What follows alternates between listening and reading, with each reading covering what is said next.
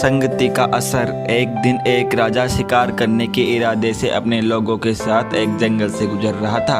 बहुत दूर तक कोई शिकार नजर नहीं आ रहा था। वे धीरे धीरे घने जंगल में प्रवेश करते चले गए। बस कुछ ही दूर गए थे कि उन्हें कुछ डाकुओं के छिपने की जगह दिखाई दी। जैसे ही वह लोग उनके पास पहुंचे, पास के पेड़ पर बैठा तोता बोलने लगा, एक राजा आ रहा है, उसको पकड़ो पकड़ो, इसके पास बहुत सारा सामान है, लूटो लूटो, जल्दी आओ। तोते की आवाज़ जैसे ही डाकुओं ने सुनी, सभी डाकू राजा की ओर दौड़ पड़ी।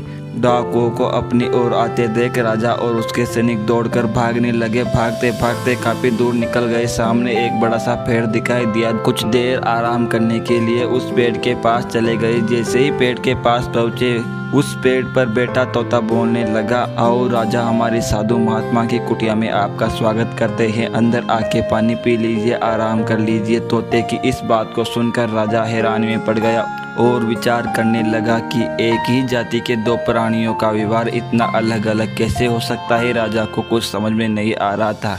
वह तोते की बात मानकर अंदर साधु की कुटिया में चला गया। साधु महात्मा को प्रणाम करके उनके पास बैठ गया और अपनी सारी कहानी सुनाई और फिर धीरे से पूछा कि ऋषिवर, इन दोनों तोतों के व्यवहार में आखिर इतना अंतर क्यों?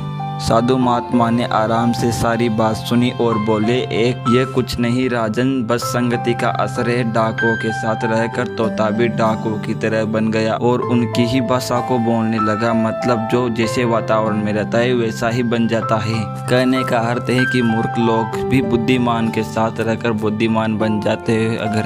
अगर बुद्धिमान भी मूर्खों की संगत में है तो उनके अंदर भी मूर्खता भर जाती है। इसलिए हमें संगति सोच समझ कर लोगों से करनी चाहिए।